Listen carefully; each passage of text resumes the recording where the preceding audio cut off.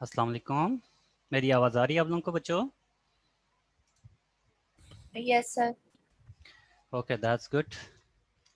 So we were discussing about sequence alignment in previous lecture, and we have gone through most of the keywords related to uh, multiple sequence alignment. Okay, what is orthologs, what is paralogs, and how sequence align, what is local alignment, what is global alignment, what is the application of these alignments, and what is pairwise alignment, what is multiple sequence alignment. And so today our topic is the sum of related words from sequence alignment. Even we have, I think we have already discussed about all things, but some uh, keywords are here to just for uh, memorization. Okay so आप कुछ word ऐसे हैं जो यहाँ पे just आपने याद करना है. Already we have discuss in detail. So keywords and the alignment. What is different between keywords and alignment? Keywords means कोई भी जब आप वर्ड सर्च करते हैं एग्जैक्ट वर्ड हो. For example AP2 gene, it's means AP2 will search in the database. Exactly जो जिसके साथ मैच होगा वही आपको आउटपुट में देख मिल जाएगा. This is simple straightforward. Excel sheet के अंदर आप कोई चीज़ फाइंड करते Ctrl+F करते हैं तो उसके अंदर जो भी आप लिखते हैं this is similar to the keyword. And NCBI के अंदर जो भी रिट्रीव ऑप्शन होता है that is due to Entrez. Entrez Intriz is a tool that's retrieve information and data or sequences from database to the user. जो user है use कर रहे हैं उस database को उसको retrieve करता है. But second word is alignment. Alignment is not exact matching or scoring. जिस तरह से हम जब कोई कीवर्ड सर्च करते हैं तो एग्जैक्ट वो मैच करें तभी हमारे पास रिजल्ट आता है. But alignment is something different. Alignment के अंदर आप कुछ सीक्वेंस देते हैं तो 100% मैच नहीं होता, उसे हम नॉन एग्जैक्ट कहते हैं. और उसमें से जो रिजल्ट्स आपके पास आता है that is totally based on scoring matching. Scored matching, यहाँ पे स्कोर्ड मैचिंग लिखा है मीन्स मैचिंग की बेस पर एक स्कोरिंग वैल्यू आती है. उस वैल्यू की बेस पे आपके पास आउटपुट आता है. For example BLAST and cluster w is an alignment for multiple sequence alignment. And BLAST we have already discuss in detail. BLAST में क्या होता है, सिंपली बैकग्राउंड में सर्च होता है और जो जो सीक्वेंस इससे सिमिलर होता है एक कट ऑफ वैल्यू के अंदर वो सारा आपके पास यूजर इंटरफेस के फ्रंट पे आ जाता है. Right. Why we need sequence alignment. Sequence alignment हमें क्यों ज़रूरी है? The first thing is to identify similarity and differences between two sequences. कोई एक पॉइंट, ठीक है. अब मल्टीपल सीक्वेंस अलाइनमेंट, यहाँ this is specially for multiple sequence alignment. हम क्यों करते हैं? हम ये देखना चाहते हैं एक फैमिली है जीन की, उस फैमिली के अंदर कौन सा रीजन हाईली कंजर्व्ड है. अगर एक फैमिली के अंदर 10th मेंबर ऑफ जीन है तो 10th में कौन सा रीजन हाईली कंजर्व्ड है. क्योंकि हम जो कंजर्व्ड रीजन की बेस पर हम बताते हैं कि this will be the function of these sequences. ये सारे के सारे सीक्वेंसेस एक फैमिली से इसलिए बिलोंग करते हैं क्योंकि all sequences have similar domain और मोटिव्स. ठीक है. Then what is the next why we need sequencing? This is especially for genome sequencing के लिए है. जीनोम सीक्वेंसिंग की जब हम बात करते हैं तो that means alignment of small reads in and to form a long reads. ये देखें, this is genome assembly. Assembly के अंदर सीक्वेंसिंग के अंदर ये शॉर्ट रीड्स होते हैं, बहुत सारे शॉर्ट रीड्स. इसको जब हम मल्टीपल सीक्वेंस अलाइनमेंट करते हैं तो दिस लाइक अलाइनमेंट होती है. ये देखें, ये अलाइन फॉर्म में है.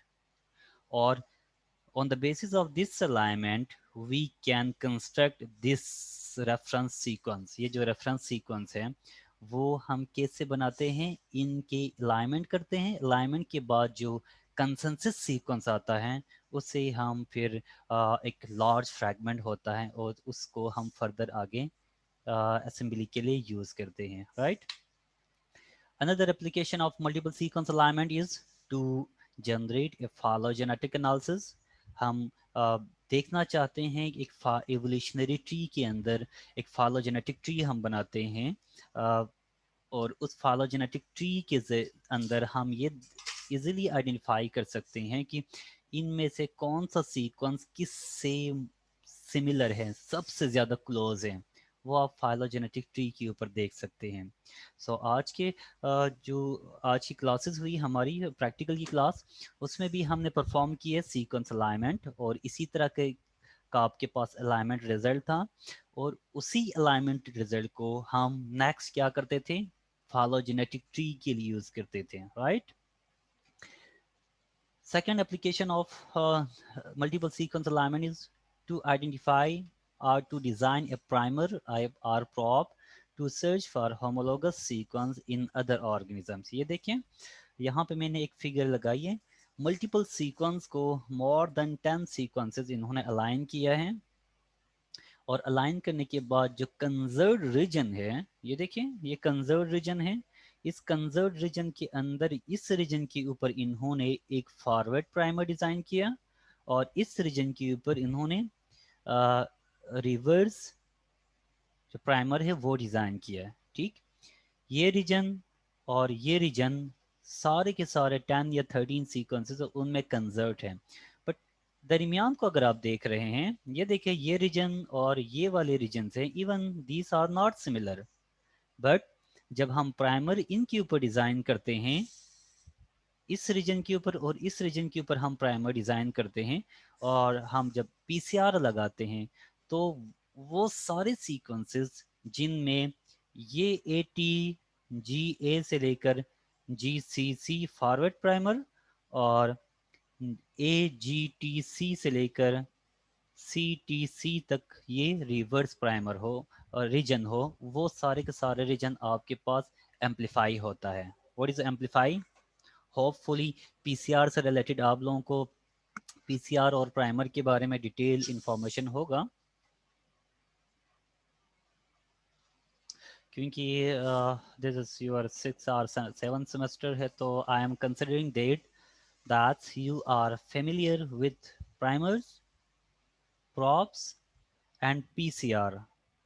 Still, any student has a query or unknown about these letters or these words, please let me know. कोई स्टूडेंट है जिसको प्राइमर्स का नहीं पता हो या प्रॉप का या पीसीआर का? अगर नहीं पता है तो फिर प्लीज मुझे बता दें, I will explain, otherwise I will move to the next slide. Sir probe का बता दें। Props, okay. Props is just like two primers, but props are single stretch of DNA or RNA sequence या protein कुछ भी हो सकता है, sequences होती हैं। This is complementary to the sequence. ये जो जो भी सीक्वेंस आपने आइडेंटिफाई करना है उसकी कंप्लीमेंट्री सीक्वेंस होती है, क्योंकि जब भी हम प्रॉप को यूज़ करते हैं तो हम ये देखते हैं कि उस जीनोम के अंदर एग्जैक्ट उस प्रॉप्स के लिए कोई कंप्लीमेंट्री रीजन है या नहीं है, ठीक है।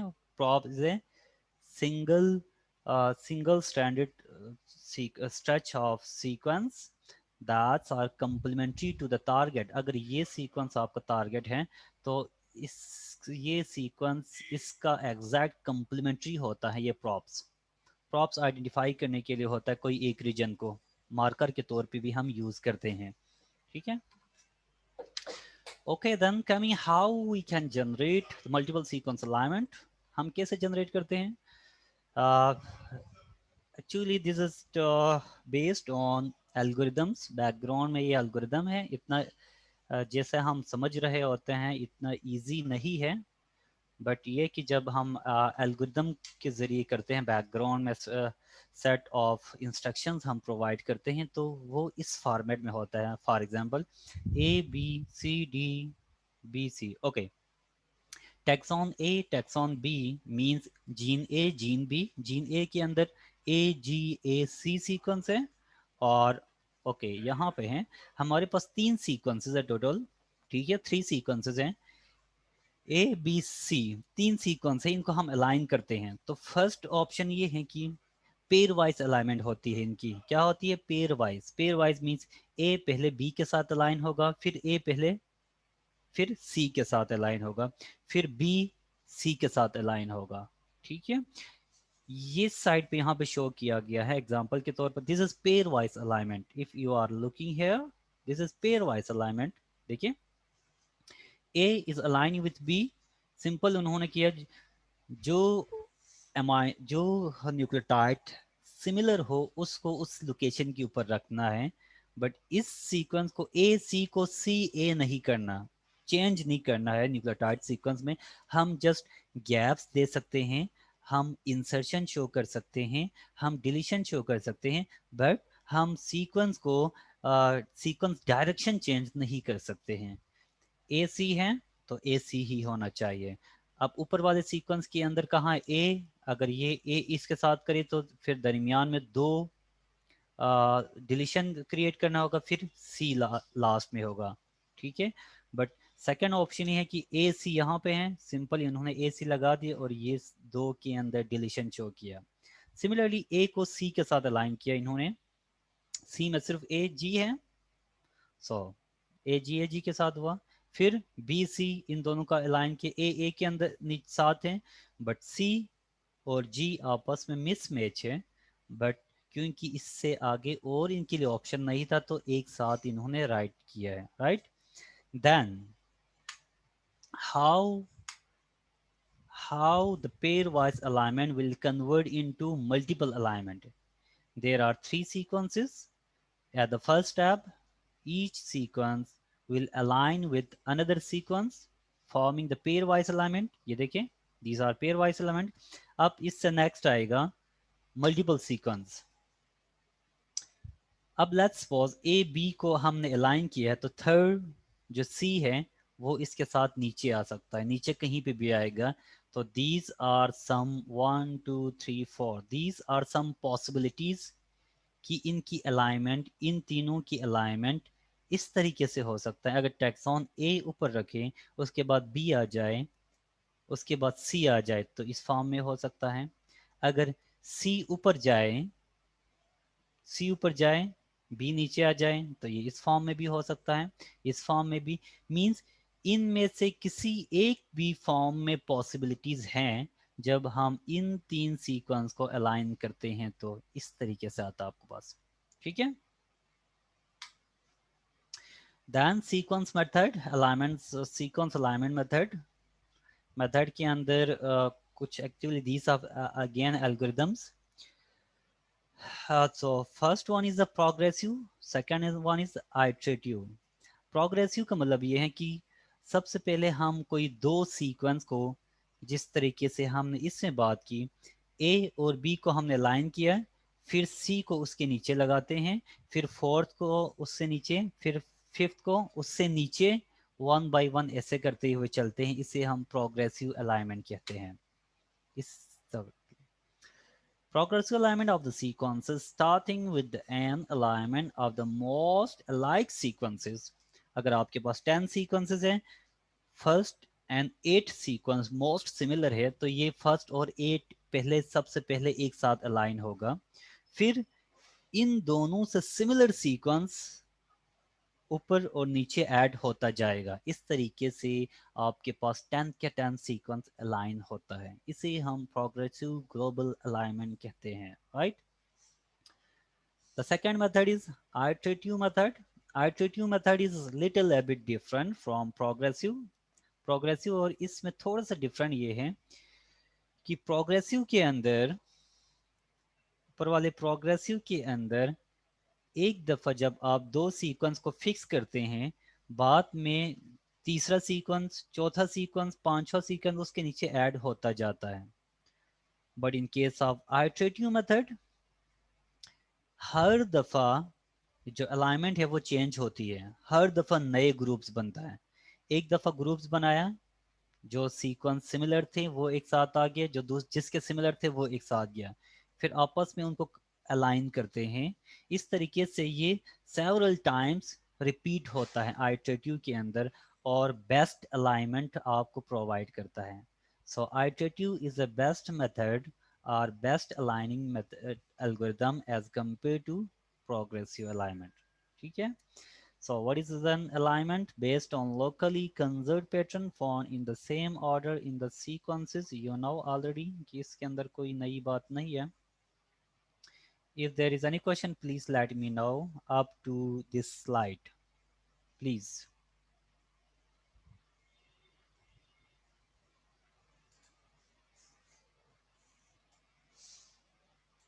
मेरी आवाज आ रही है आप लोगों को?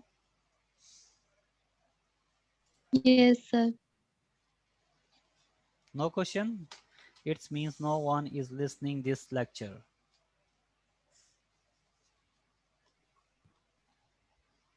जी सर, आ रही है आपकी आवाज।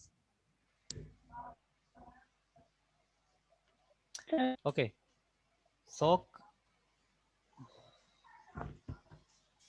moving to the next slide. Optimal versus correct alignment.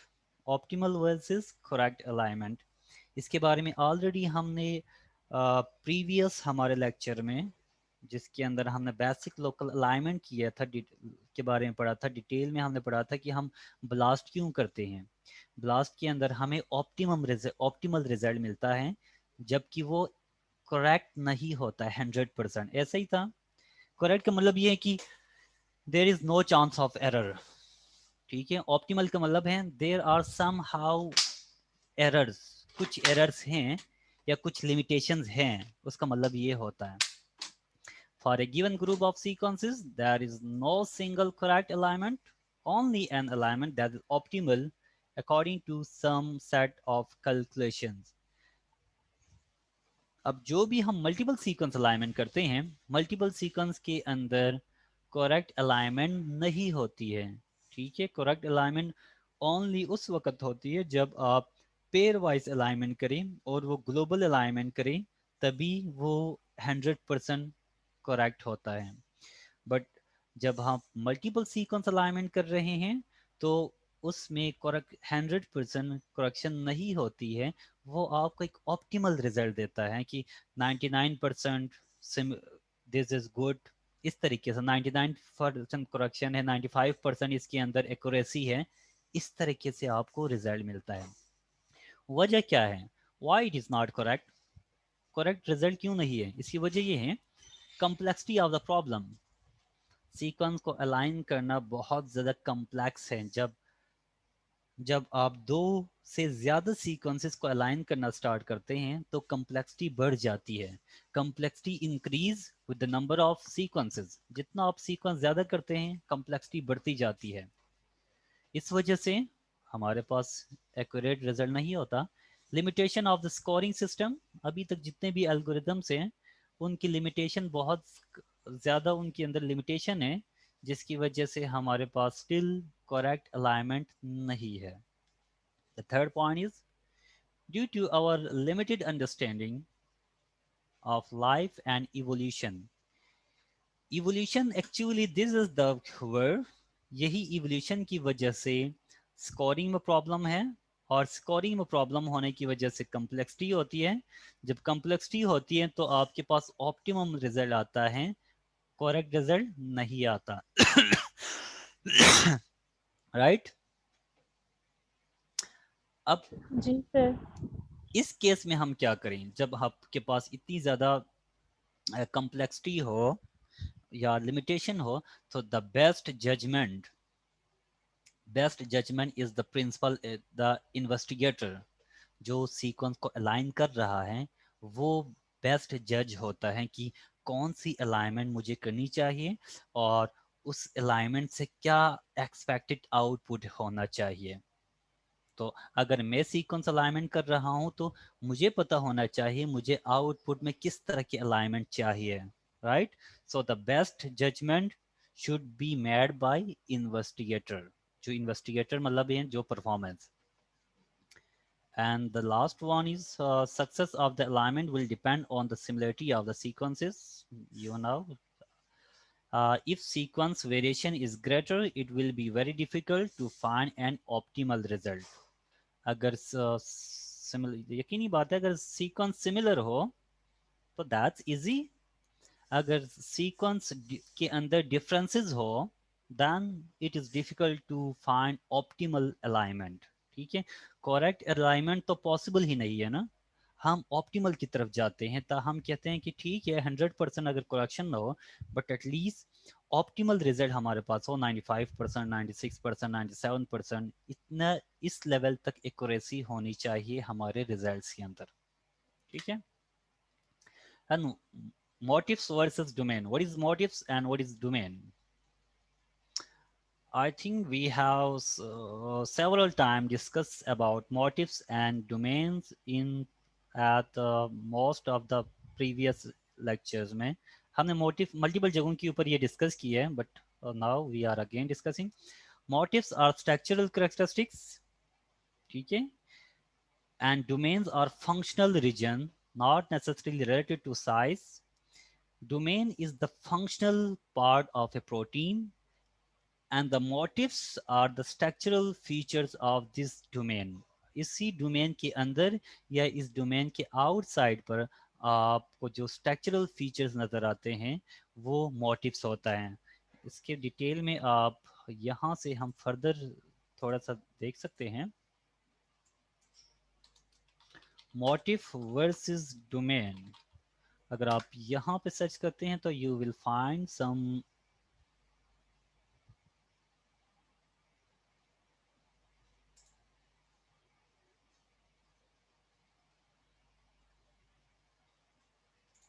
here is some differences between motifs and domain. सबसे पहले तो आपको ये पता चलेना कि मोटिव है क्या चीज. मोटिव है क्या?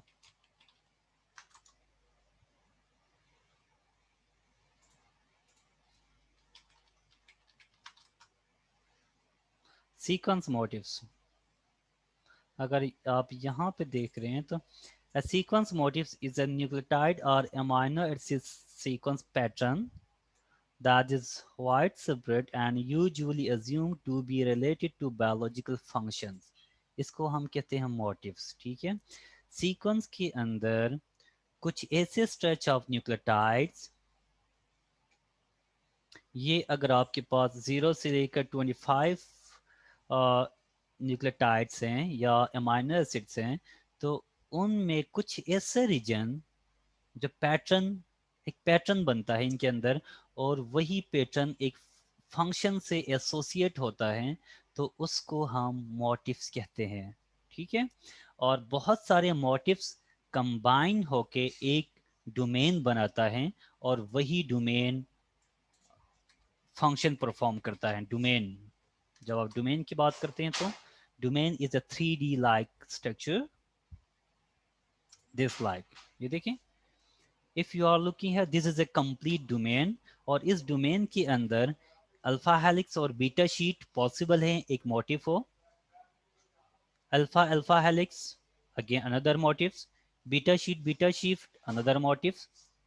These are motifs. ठीक है, जो सेकेंडरी स्ट्रक्चर है आपके पास दोस आर मोस्टली मोटिव्स होते हैं और जो सेकेंडरी स्ट्रक्चर कंबाइन होके सेल्फ जो फोल्डिंग होके एक 3D स्ट्रक्चर अगर प्रोवाइड करी एंड एक that will be specified for a single function then that structure is known as domain. right, clear है सबको? Yes, sir. In a protein, a particular arrangement of amino acids or secondary structure, you know what is secondary structure? जिसके अंदर alpha helix और beta sheets हैं, these are secondary structure.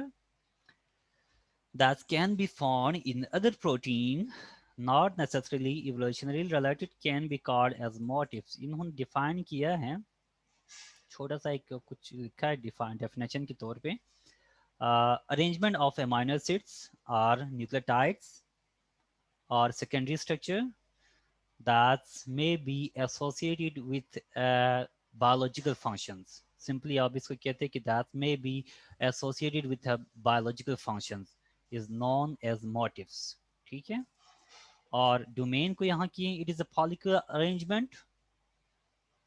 Domain क्या है? Domain is highly organized, structured, that's is that is specific for a their function.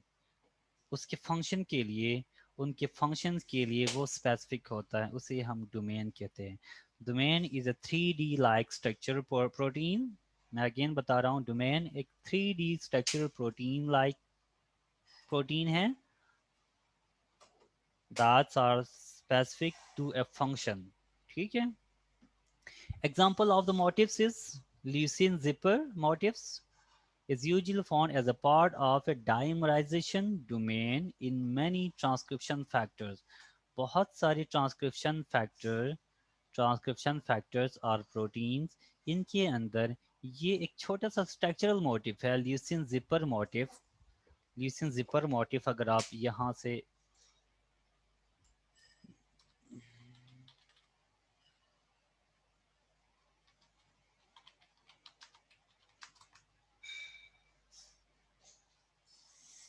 ये देखिए, ये एक मोटिव्स है. इस मोटिफ के अंदर क्या है आप, ओके वेयर्स, ये देखिए, this is a zipper motif. ये मोटिफ के अंदर क्या क्या चीज़ें हैं, अल्फा हेलिक्स और अगेन अल्फा हेलिक्स, हेलिक्स है, डबल हेलिक्स है. इसमें भी आप देख सकते हैं डबल हेलिक्स है. सिर्फ दी सेकेंडरी स्ट्रक्चर, दो सेकेंडरी स्ट्रक्चर जो हेलिक्स है वो कंबाइन होके एक मोटिफ बना रहा है. ठीक है,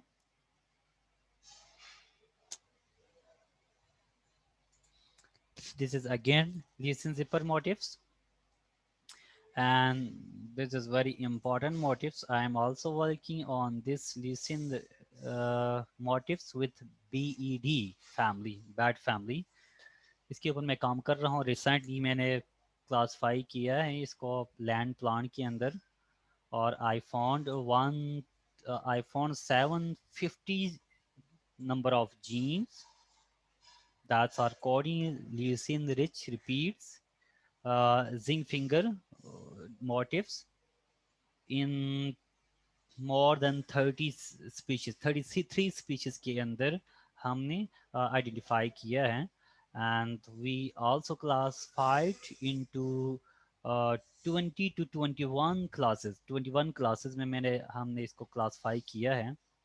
so hopefully inshallah we will publish this data within 1 to 2 weeks इसी टॉपिक के ऊपर, और इसके अंदर ये मोटिव्स और डोमेन्स वगैरह हैं. so then identical versus similar, इसको एक्सप्लेन करने की ज़रूरत है? मेरे ख्याल से एक्सप्लेन करने की ज़रूरत तो नहीं है, क्योंकि प्रीवियस लेक्चर में भी और जो आज की दो लैब्स हुए उनमें भी मैंने यही चीज़ एक्सप्लेन किया था. Identical versus similar. Identical means 100% same thing. Similar means having similar features, similar characteristics. For example, the simplest way to assess the relationship between two amino acid sequences would be to count both the number of identical and similar amino acids through sequence alignment. हमने पहले कहा था अगर sequence अगर alignment के अंदर अगर identical हो तो that will be represent with asterisk in case of protein. अगर सिमिलर हो तो कॉलन या सिंगल डॉट के साथ सिमिलरिटी को शो करता है, right. Similar residues have similar chemical characteristics like positively charged lysine and arginine. These are positive charge. Are hydrophobic protein leucine and valine isoleucine. These are hydrophobic. Leucine and valine will be equally tolerated within a hydrophobic core. What is hydrophobic? कौन बताएंगे आप में से hydrophobic क्या चीज है? Water water repellent. हेटर। Yes, water repellent. repellent. That's good. सबको ही पता है इसमें इस स्लाइड के अंदर कोई ऐसी चीज नहीं है जो एक्सप्लेन कर सके. On the other hand, a substitution of valine by arginine may have a dramatic effect and may destabilize and even denature a protein. अब आपको को यहाँ से क्लियर हो गया होगा. मल्टीपल सीक्वेंस अलाइनमेंट के दौरान प्रीवियस लेक्चर में कुछ स्टूडेंट पूछ रहे थे कि सर लाइसिन और आर्जिनिन दोनों का सेम कलर क्यों है? Because both belong to similar groups. और वैलिन और आर्जिनिन का कलर डिफरेंट क्यों है? Because both belong to different groups. अगर वैलिन की जगह पे आर्जिनिन रिप्लेस हो तो पॉसिबल है कि प्रोटीन डीस्टेबलाइज हो जाए या डीनेचर हो जाए. इसलिए हम जो सीक्वेंस अलाइनमेंट कर रहे होते हैं वो इसीलिए करते हैं, हम फाइंड करना चाहते हैं कि कौन से रेजिड्यूज है जो इम्पोर्टेंट है, फंक्शनली इम्पोर्टेंट है एक डोमेन के अंदर. Right, this is again same thing. ये लास्ट के अंदर हमने एक्सप्लेन किया था सीक्वेंस अलाइनमेंट में. Identical है. Two sequences are marked in the third row by their names G, C, P and P, while the position of those which are different are marked by X. One of the residues, okay, one of the residues 16. ये सारी चीज़ें कुछ यहाँ पे जानबूझ के यहाँ पे टाइप किए हैं सिर्फ आप लोगों की रीडिंग के लिए, क्योंकि ये सारे के सारे मैंने ऑलरेडी एक्सप्लेन किया था जब हम पहले पढ़ रहे थे, परफॉर्म कर रहे थे ब्लास्ट के अंदर. हमने परसेंटेज आइडेंटिटी भी देखी थी, कितना अमाइनो एसिड आइडेंटिकल हैं. सो इन दिस केस 30. और मैंने स्कोर के बारे में भी बताया था. ये देखिए, scoring is a match of scoring is a sum of match and mismatch. ठीक है, scoring is sum of match and mismatch. Number of matches minus number of mismatches. Total scoring क्या आया? -8. इसका मतलब है कि इसकी अलाइनमेंट यहाँ पे अगर आप देख रहे हैं, दिस इज अलाइनमेंट, इसमें अलाइनमेंट इतनी अच्छी नहीं है. क्यों? क्योंकि -8 है यहाँ पे स्कोरिंग. स्कोरिंग वैल्यू जितनी हाई होगी definitely alignment will be best. ठीक है, everything looks nice except that the maximize the number of matches. A gap is introduced marked by a dash. यहाँ पे देखिए गैप इंट्रोड्यूस किया और mark by dash in the first sequence. एक sequence के अंदर इन्होंने गैप इंट्रोड्यूस किया है, इसे हम गैप कहते हैं. अगर हम दरमियान में एक स्पेस लगा के नेक्स्ट की तरफ जाते हैं, स्पेस लगा के अगर हम उसे आगे करते हैं ताकि अलाइनमेंट मज़ीद अच्छी हो सके, अलाइनमेंट को फिक्स करने के लिए हम गैप्स इंट्रोड्यूस करते हैं खुद ही. जैसा कि अभी ऊपर वाले में देखें, अगर एस के अंदर गैप्स इंट्रोड्यूस ना करें तो पी के साथ कोई अलाइनमेंट नहीं आएगा, एस के साथ वैसे भी नहीं है, फिर यहाँ से लेकर यहाँ तक कहीं पे भी अलाइनमेंट नहीं आएगा. इसलिए यहाँ पे इन्होंने क्या कि एक गैप इंट्रोड्यूस किया है ताकि एटलीस्ट एक अमाइनो एसिड तो अलाइन हो जाए. ये यहाँ पे पी अलाइन हुआ है. सीक्वेंस अलाइनमेंट एंड गैप्स यहाँ से आप लोग पढ़ें. We have already discuss all these things during the practical sessions and the previous lectures. Scoring हम क्यों देते हैं? स्कोरिंग स्कीम क्या है? A penalty is subtracted from for each gap.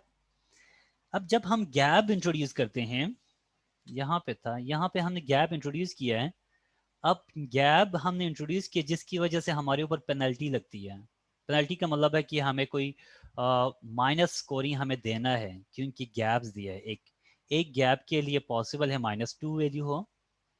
That's depend on different matrix. कि different matrix के ऊपर है कि कौन सा मैट्रिक्स एक पेनल्टी को क्या वैल्यू देती है.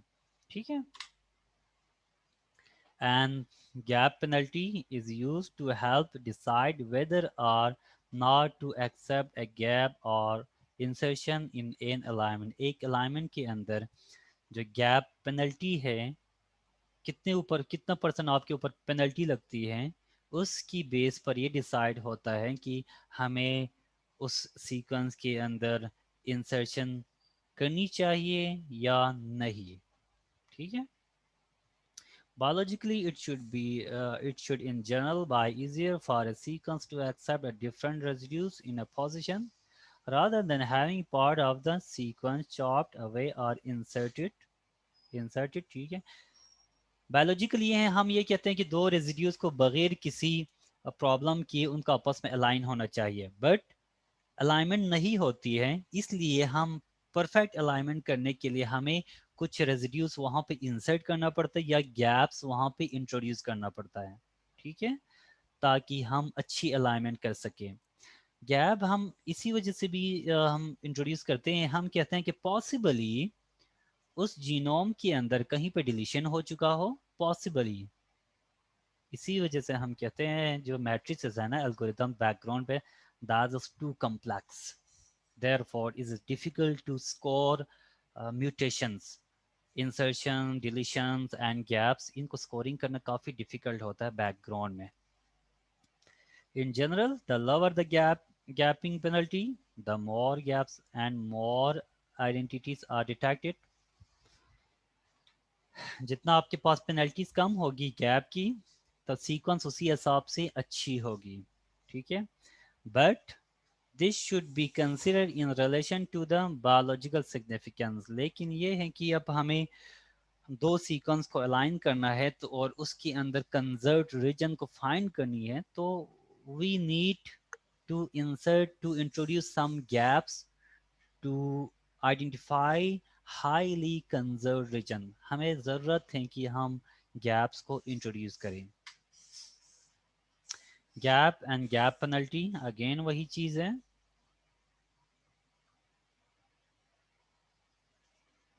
जब भी आप गैप इंट्रोड्यूस करें यहाँ पे, actually this is perform automatically bye algorithms. जब एल्गोरिदम डिज़ाइन कर रहा होता है तो वहाँ पे ऑलरेडी हम एल्गोरिदम की डिज़ाइनिंग के दौरान ये सेट करते हैं कि अगर इस सीक्वेंस के बाद दो तीन सीक्वेंस में से कहीं अगर मैचिंग हो रहा हो तो यहाँ पर एक गैप्स इंट्रोड्यूस कर दें, अगर एक गैप से या दो गैप से या तीन गैप से। ठीक है, तो अब गैप जब इंट्रोड्यूस करते हैं तो पेनल्टी लगते हैं स्कोरिंग के ऊपर। फॉर एग्जांपल अगर स्कोरिंग आपके पास गैप के बगैर स्कोरिंग आपके पास 20 है, तो आपने गैप इंट्रोड्यूस किया, स्कोरिंग तो अच्छी हो गई, 25 हो गया क्योंकि आइडेंटिकल आ गया, बट अगेन आपको जो गैप्स आपने इंट्रोड्यूस किया वो माइनस करना होगा। पॉसिबल है कि गैप्स के लिए -2 रखें, क्योंकि ये हमेशा माइनस में होता है गैप्स। ठीक है, गैप पेनल्टी है ना, जो हम स्कोर करते हैं उसमें से निकालना है, माइनस करना है। Then, however, this would make the whole thing meaningless unless introduction would raise the total score by a value that is higher than the negative effect of the penalty। अब ये मतलब है कि हम इतना ज़्यादा भी गैप ना दे दें कि वो स्कोरिंग ही नेगेटिव में चला जाए, तो फिर उस गैप इंट्रोड्यूस करने का कोई फ़ायदा नहीं है एक एक्चुअल अलाइनमेंट बनाने के लिए। ठीक है, ये सारी चीज़ें रीड करने वाली चीज़ें हैं, आप लोग रीड करें। अगर कोई पॉइंट समझ ना आए तो प्लीज़ पूछें। By this simple way we can limit the number of gaps and increase their significance. जितना आप गैप्स कम रखेंगे उतना ही आपकी जो आपका रिजल्ट है that will be accurate, significance होगा। ठीक है,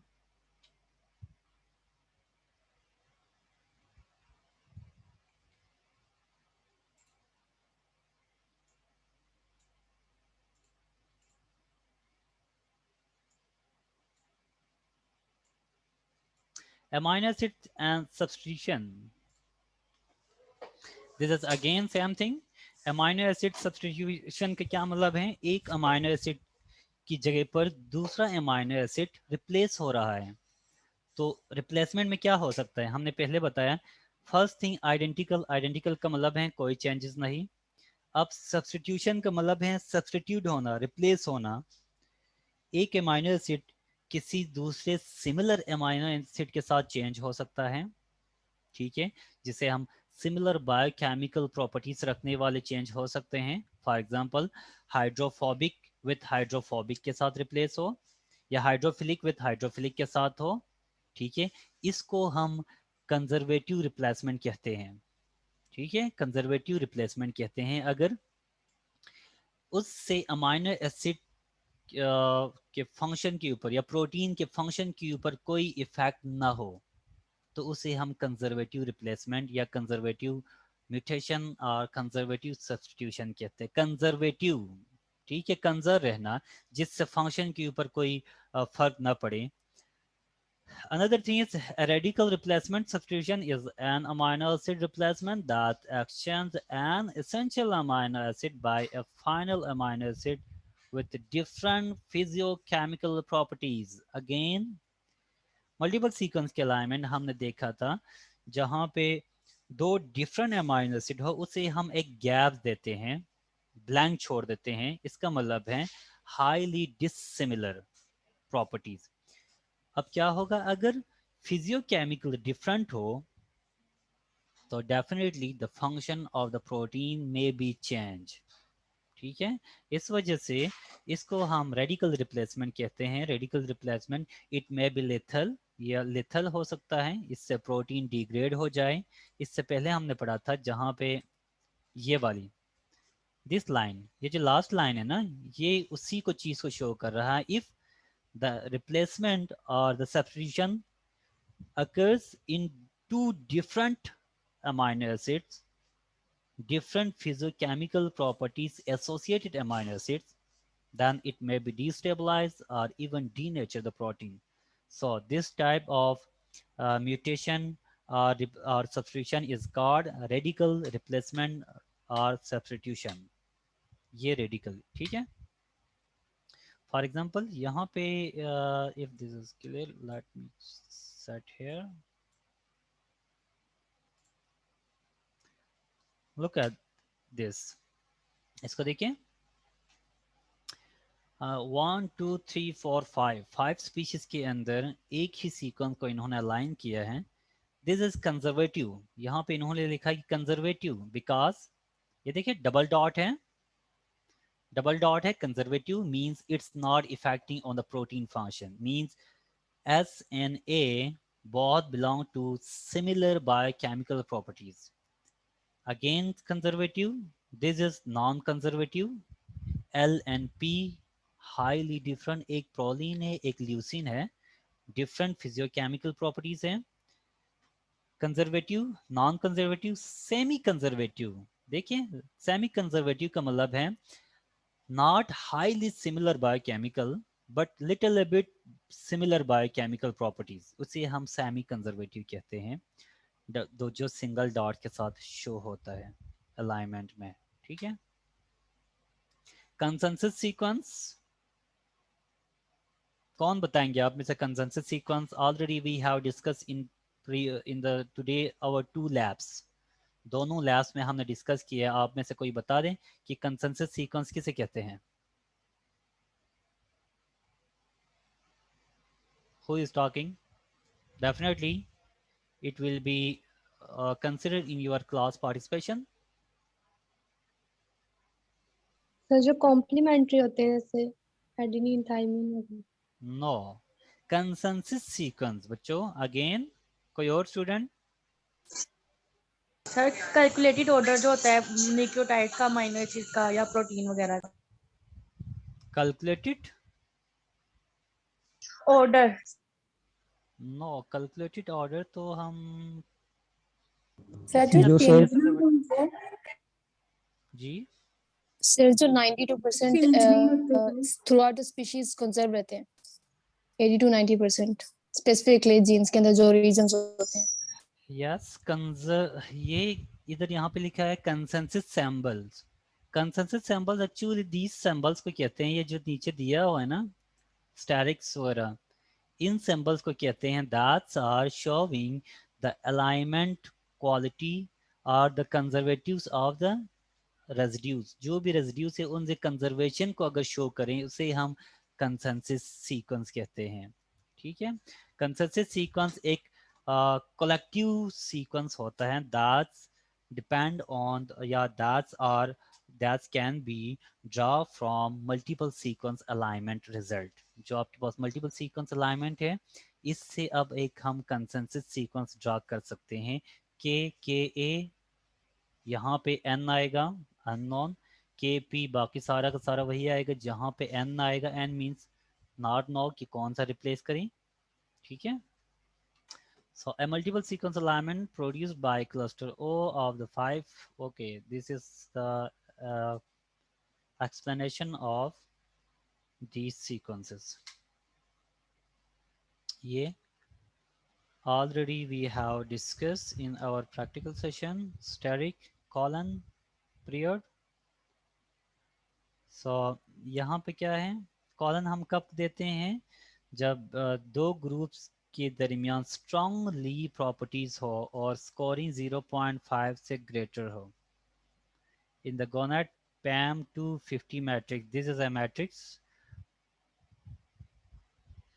point associated matrix, I think point mutation point associated matrix है, ये एक मैट्रिक्स है। सो जिस तरह से ब्लॉसम है तो इस तरह से पैम भी डिफरेंट है, बट आपको डिटेल में जाने की ज़रूरत नहीं है, ये चीज़ याद रखने की ज़रूरत है कॉलन का क्या मतलब है एंड डॉट का क्या मतलब है। while static characters are still used for the other characteristics should be ignored for RNA and DNA alignment। जब हम ये देखें, जब हम DNA और RNA को अलाइन करते हैं तब हम स्टैटिक को तो देखते हैं, बट ये जो कॉलन है, कॉलन और सेमी कॉलन है, सॉरी जो डॉट हैं उसको हम इग्नोर करते हैं, क्योंकि न्यूक्लियोटाइड्स के अंदर you know there are only 4 types of nucleotides, इतनी ज़्यादा डाइवर्सिटी नहीं है, नियरली एक दूसरे से सिमिलर हैं। सो इस वजह से हमें एडिशनल उसमें जो सिमिलरिटी वाली जो फीचर्स हैं वो ऐड करने की ज़रूरत नहीं है। इसी वजह से जब हमने पेयर वाइज अलाइनमेंट की थी तो आपने देखा था कि डीएनए सीक्वेंस के अंदर ओके वो तो पेयर वाइज थी, बट मल्टीपल भी अगर आप करते हैं डीएनए या डीएनए और या आरएनए सीक्वेंस आप यूज़ करते हैं तो ये स्टैटिक के साथ ये कॉलन ये पीरियड ये चीज़ें नहीं आता। ठीक है,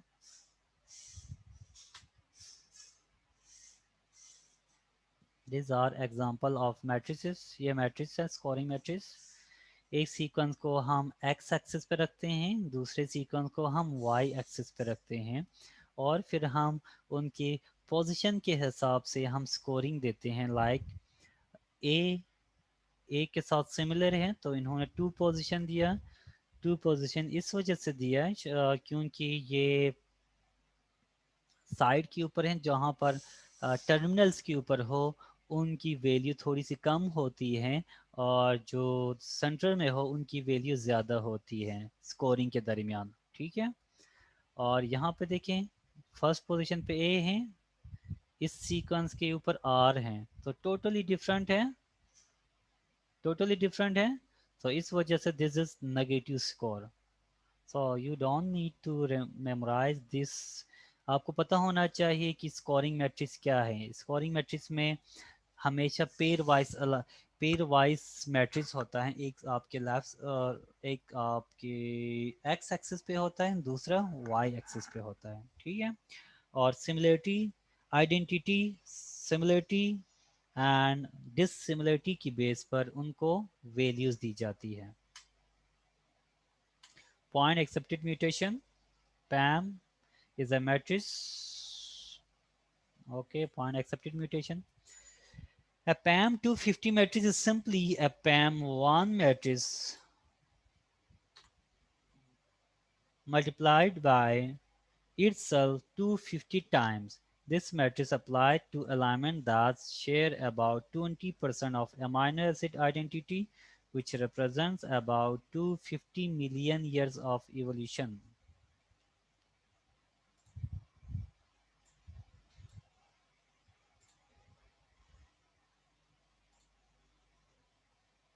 So जब algorithms डिज़ाइन कर रहे होते हैं तो बैकग्राउंड में इवोल्यूशन को भी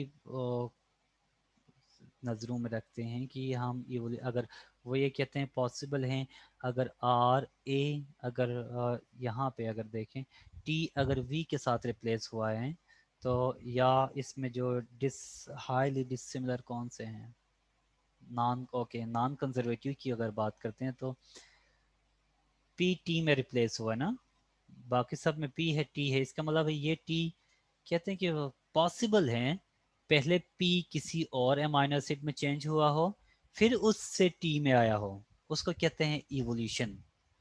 बट बैकग्राउंड में हमें वो चीज़ नज़र नहीं आ रहा, हमें तो सिर्फ ये है कि हमें लगता है कि पी सिर्फ डायरेक्टली रिप्लेस हुआ टी के साथ।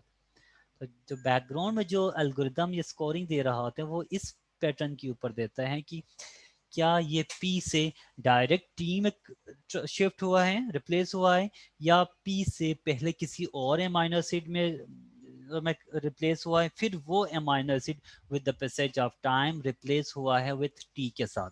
ठीक है, इवोल्यूशनरी प्रोसेस है। then editing and formatting of alignment, these are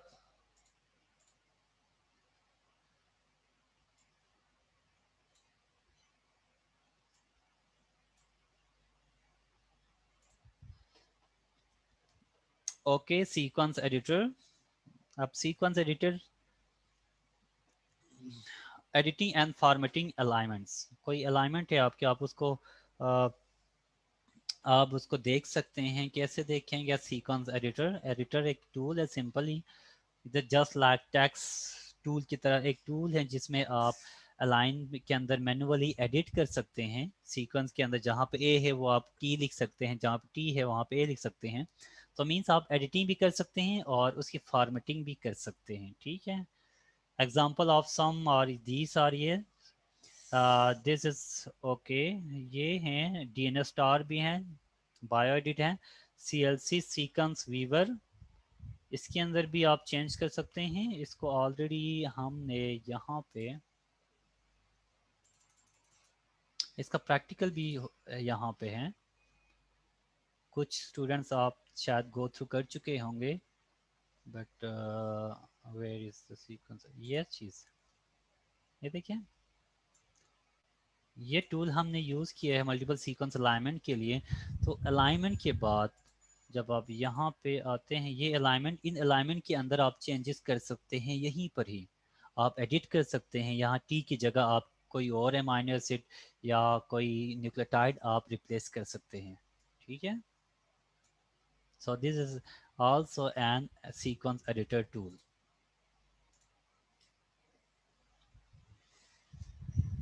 then practical sessions, practical sessions ये आप लोग कर सकते हैं। hopefully we have performed in our second experiment. This was our second experiment, sequence retrieval, और हमने NCBI यूज़ किया। ये सारे के सारे हम गो थ्रू कर चुके हैं। Detail are given in practical sessions, are also uploaded on our YouTube channel. Software, different softwares को हमने डिस्कस किया था, cluster W, cluster X, sequence demarcation tool, SDT, ये आप लोग खुद देख लें इसको और बता दें कि कौन सा टूल किस लिए है। क्वेश्चन मार्क साइड पे लिखा हुआ है, इसका मतलब है कि आप लोगों ने खुद सर्च करना है। This is your practical related, so आप लोग खुद सर्च करिए और देखें कि कौन सा सीक्वेंस का क्या फंक्शन है, राइट।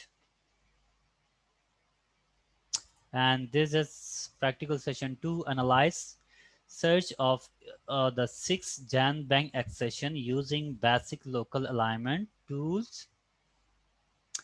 हम ब्लास्ट इसके बारे में we have already uploaded the tutorial,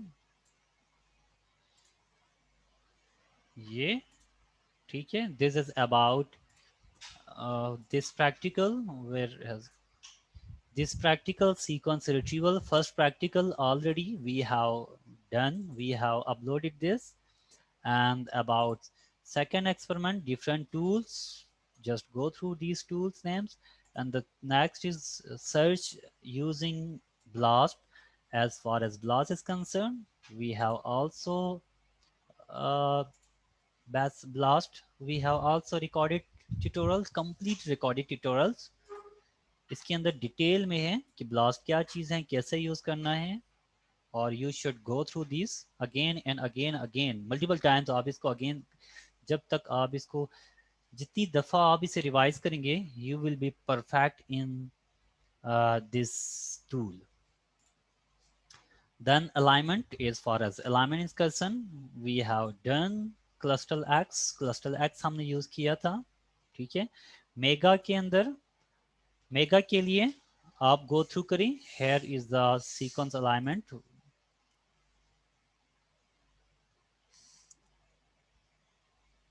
multiple sequence alignment using mega tool।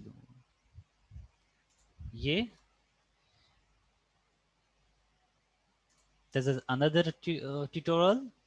इसके अंदर हम क्या करते हैं, इसके अंदर जस्ट मैंने Sir? आपको शो की। Yes please. सर ये सॉफ्टवेयर पीसी में चल जाते हैं? जी दोबारा बताएं। सर ये सॉफ्टवेयर विंडोज में ओपन हो जाते हैं? ये बच्चों, ये सारे विंडोज की ही टूल्स मैं आपसे करवा रहा हूँ। मैंने अभी तक लिनक्स का कोई टूल भी नहीं करवाया आप लोगों से, ओके क्योंकि सर। मुझे पता है कि लिनक्स इज समथिंग डिफरेंट। ये सारे टूल्स विंडोज बेस्ड है, ठीक है। ये देखिए, आप खुद मेगा के अंदर अलाइनमेंट कर सकते हैं। वेयर इज अलाइनमेंट,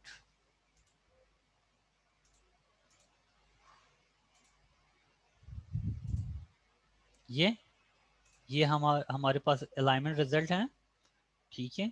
और यही चीज़ यहाँ पे इन्होंने बताया कि मेगा को आप यूज़ करें अलाइनमेंट के लिए। फिर उन्होंने नीचे एक और भी टूल का नाम दिया, CLC वीवर। अगेन इसका भी ट्यूटोरियल यहाँ पे है, ठीक है। And this are your practical session. आपने इन टूल से गो थ्रू करना है, ठीक है। प्रैक्टिकल सेशन से रिलेटेड है। Even this is related to your theory, but theory के अंदर भी आप ये सारे के सारे जो टूल्स हैं इनको गो थ्रू करेंगे, ठीक है। किसी भी दिन मैं किसी स्टूडेंट से पूछ सकता हूँ, आप अपने लैपटॉप के अंदर ये सारे टूल्स आप इंस्टॉल करें और इनको गो थ्रू करें, ओके।